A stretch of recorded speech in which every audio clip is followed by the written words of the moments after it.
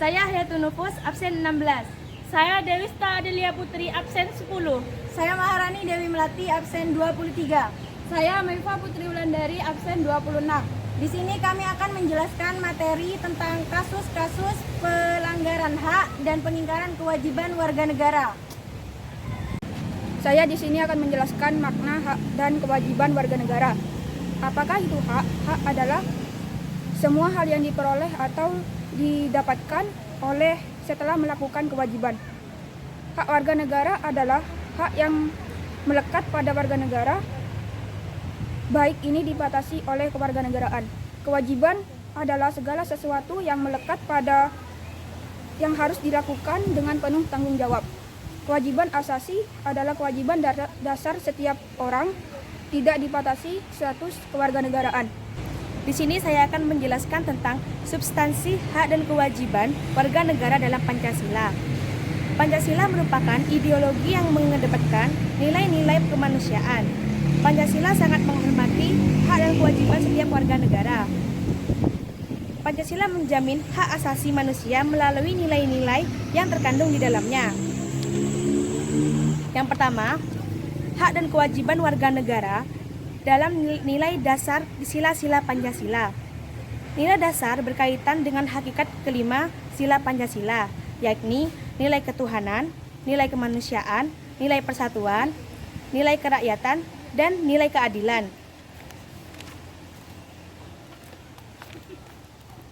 Yang kedua, hak dan kewajiban warga negara dalam nilai instrumental sila-sila Pancasila.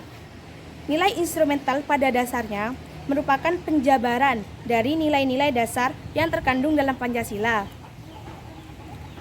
Berikut ini saya uraikan beberapa jenis hak dan kewajiban yang diatur dalam UUD NRI tahun 1945. Yang pertama, hak atas kewarganegaraan. Yang kedua, kesamaan kedudukan dalam hukum dan pemerintahan. Yang ketiga, hak atas pekerjaan dan penghidupan yang layak bagi kemanusiaan. Yang keempat, hak dan kewajiban bela negara. Yang kelima, kemerdekaan berserikat dan berkumpul. Yang keenam, kemerdekaan memeluk agama. Yang ketujuh, pertahanan dan keamanan negara. Yang kesembilan, hak mendapat pendidikan. Yang kesepuluh, kebudayaan nasional Indonesia. Yang ketiga, hak dan kewajiban warga negara dalam nilai praksis sila-sila Pancasila. Dengan kata lain, nilai praksis merupakan realisasi dari ketentuan-ketentuan yang termuat dalam peraturan perundang-undangan yang terwujud dalam sikap dan tindakan sehari-hari. Hak dan kewajiban warga negara dalam nilai praksis Pancasila dapat terwujud apabila nilai-nilai dasar dan instrumental dari Pancasila itu tersendiri dapat dilaksanakan dalam kehidupan sehari-hari. Di sini saya akan menjelaskan tentang kasus pelanggaran hak dan pengingkaran kewajiban warga negara. Dalam sebuah kasus pasti ada penyebabnya. Penyebab terjadinya pelanggaran hak dan pengingkaran kewajiban warga negara disebabkan oleh faktor-faktor berikut, yaitu yang pertama, sikap egois atau terlalu mementingkan diri sendiri. 2. Rendahnya kesadaran berbangsa dan bernegara. 3. Sikap tidak toleran. 4. Penyalahgunaan kekuasaan. 5. Ketidaktegasan aparat penegak hukum. 6. Penyalahgunaan teknologi. Yang kedua, kasus pelanggaran hak warga negara. Pelanggaran terhadap hak warga negara bisa kita lihat dari kondisi yang saat ini terjadi. Misalnya sebagai berikut. Yang pertama, proses penegakan hukum masih belum optimal dilakukan. 2. Tingkat kemiskinan dan angka pengangguran di negara kita semakin tinggi. 3. Makin merebaknya kasus pelanggaran hak asasi manusia seperti pembunuhan, pemerkosaan, kekerasan dalam rumah tangga, dan sebagainya. 4.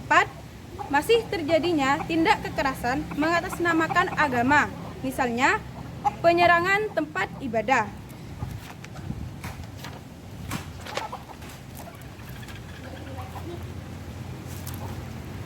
3. Kasus pengingkaran kewajiban warga negara. Pengingkaran kewajiban warga negara banyak sekali bentuknya, mulai dari sederhana sampai yang berat. Di antaranya adalah sebagai berikut. 1. Membuang sampah sembarangan. 2. Melanggar aturan berlalu lintas, misalnya tidak memakai helm, berkendara tetapi tidak membawa surat tanda nomor kendaraan, dan tidak mematuhi rambu-rambu lalu lintas. 3. Merusak fasilitas negara seperti mencoret-coret bangunan milik umum. 4. Tidak membayar pajak kepada negara seperti pajak bumi dan bangunan, pajak kendaraan bermotor, retribusi parkir dan sebagainya. 5. Tidak berpartisipasi dalam usaha pertahanan dan keamanan negara, misalnya parkir dari kegiatan Siskamling. Di sini saya akan menjelaskan tentang penanganan pelanggaran hak dan pengingkaran kewajiban warga negara. Yang pertama, upaya pemerintah dalam penanganan kasus pelanggaran hak dan pengingkaran kewajiban warga negara. Mencegah lebih baik daripada mengobati. Pernyataan itu tentunya sudah sering Anda dengar. Pernyataan tersebut sangat relevan dalam proses penegakan hak dan kewajiban warga negara. Berikut ini upaya pencegahan yang dapat dilakukan untuk mengatasi berbagai kasus pelanggaran hak dan pengingkaran kewajiban warga negara. Yang pertama, supremasi hukum dan demokrasi harus ditegakkan. Yang kedua, mengoptimalkan peran lembaga-lembaga selain lembaga tinggi negara yang berwenang dalam penegakan hak dan kewajiban warga negara. Yang ketiga, meningkatkan kualitas pelayanan publik untuk mencegah terjadinya berbagai bentuk pelanggaran hak dan pengingkaran kewajiban warga negara oleh pemerintah. Yang keempat, meningkatkan pengawasan dari masyarakat dan lembaga-lembaga politik terhadap setiap upaya penegakan hak dan kewajiban warga negara. Yang kelima, meningkatkan penyebarluasan prinsip-prinsip kesadaran bernegara kepada masyarakat melalui lembaga pendidikan formal maupun non-formal. Yang keenam, meningkatkan profesionalisme lembaga keamanan dan pertahanan negara. Dan yang terakhir, meningkatkan kerjasama yang harmonis antar kelompok atau golongan dalam masyarakat agar mampu saling memahami dan menghormati keyakinan dan pendapat masing-masing. Yang kedua, pembangunan partisipasi masyarakat dalam pencegahan terjadinya pelanggaran hak dan pengingkaran kewajiban warga negara. Upaya pencegahan dan penanganan pelanggaran hak dan pengingkaran kewajiban warga negara yang dilakukan oleh pemerintah tidak akan berhasil tanpa didukung oleh sikap dan perilaku warga negaranya yang mencerminkan penegakan hak dan kewajiban warga negara. Sebagai warga negara dari bangsa dan negara yang beradab, sudah sepantasnya sikap dan perilaku kita mencerminkan sosok manusia beradab yang selalu menghormati keberadaan orang lain.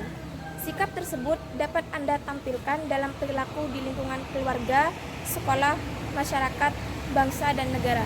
Nah, setelah mempelajari materi tersebut, kita juga perlu menganalisis contoh dari kasus-kasus pelanggaran hak dan pengingkaran kewajiban warga negara. Contoh yang paling umum terjadi di lingkungan masyarakat adalah pendirian bangunan tanpa izin di atas lahan milik pemerintah. Secara spesifik yaitu misalnya pembangunan di area pinggir sungai. Biasanya pembangunan tersebut dilakukan oleh mereka-mereka yang tidak memiliki lahan sendiri untuk mendirikan tempat tinggal. Pelanggaran hak di sini adalah bisa jadi mereka adalah orang-orang yang salah target dari upaya bantuan yang diberikan oleh pemerintah.